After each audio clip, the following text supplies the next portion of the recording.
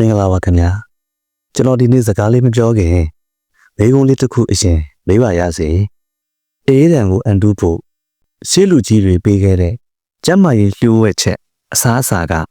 ပါလဲဒါကတော့အခြားမဟုတ်ပါဘူးစူပေါင်းညီညာအောင်ချောင်းဖျားဆိုတဲ့စကားအတိုင်းစီလုံးကြီးရဲ့တင်ကတာဖြစ်တဲ့ဒဘိုရလထမန်တဲ့ပွဲတော်ပဲဖြစ်ပါတယ်တင်ဖြေလိုက်တဲ့အချိန်နဲ့တူပါသလားဒဘိုရလဟာစောင်းရသည်ရဲ့နောက်ဆုံးလဖြစ်ပြီးနိုင်ဆိုဆွဲတဘူရဲလို့ဆိုရလောက်အောင်အေးမြပါတယ်။ပဝင်းကျင်းမှာပေါပန်းလဲပန်းတွေလည်းပွင့်နေတဲ့အချိန်ဟာ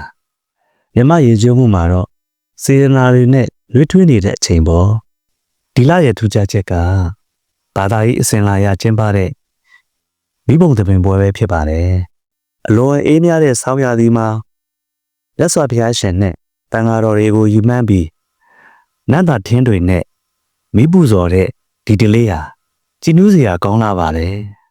ပွဲတော်ရဲ့အသက်ကတော့ထမင်းနဲ့ထိုးဝဲပါပဲပုံထဲမှာမြင်ရတဲ့အတိုင်းတန်မာတဲ့ယောက်ျားကြီးတွေကရောင်းမနဲ့လည်းနဲ့ဝိုင်းဝန်းပုတ်ချေကြပြီးလူငယ်တွေကအိုးစီတိုးဘက်တွေနဲ့ကောက်ခွန်အားပေးကြတာဟာမြမတို့ရဲ့စူပေါင်းအမှန်ကိုအထင်ရှားဆုံးပြသနေတာပါထမင်းနဲ့တပွဲဖြစ်ဖို့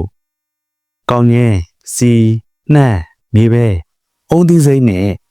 ဂျင်းတို့ကိုအချိုးတကျစီမံရပါတယ်ဒီမယ်တွေဟာအေးတံကိုအန်တုနိုင်ဖို့ခန္ဓာကိုယ်ကိုအပူထဲပေးုံနေမကပဲမြမညီကထွက်တဲ့တန်ရာဇတာတွေရဲ့အရသာဆုံးလင်မှုကိုလည်းဖော်ပြနေပါတယ်ပါဝင်တဲ့အချိုးစားကိုသိကြရင်တော့နောက်ဆုံးမှာဖော်ပြပေးထားပါမယ်အရေးကြီးဆုံးအချက်ကတော့အသားရရင်ဝေစားမယ်ဟင်းရရင်မျှစားမယ်ဆိုတဲ့မြမစိတ်ရင်းပါပဲကြားလာတဲ့ထမင်းထဲကိုဖျားလောင်းလူတက်ကြီးရွယ်အိုတွေကိုကြော့ပြီးတိန်ဒီနာချင်းတွေကိုဝင်ကားခြင်းအဖြစ်တဦးနဲ့တူ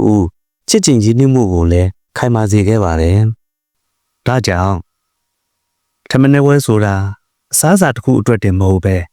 ကျွန်တော်တို့မြန်မာလူမျိုးတွေရဲ့စီလုံးချင်းပေးကမ်းခြင်းနဲ့ရိုးရာကိုမျက်နှာချင်းအနှစ်သာရတွေစုပေါင်းနေတဲ့ပွဲတော်ပဲဖြစ်ပါတယ်ဒီလိုလှပတဲ့ဒလေးကိုကျွန်တော်တို့အားလုံးဆက်လက်ထိန်းသိမ်းကြပါစို့ကျေးဇူးတင်ပါတယ်ရှေးလူကြီးများသတ်မှတ်ခဲ့တဲ့အချိုးစားကကောင်းရင်လေးပြီစီတပိတ်တာဂျင်း3ချက်သားမြေပဲ80ချက်သားနှမ်းအနှင်းငယ်တို့ပဲဖြစ်ပါတယ်ရမခဲ့ရင်လည်းကွန်မန့်မှာရေးပေးခဲ့ပါအောင်နော်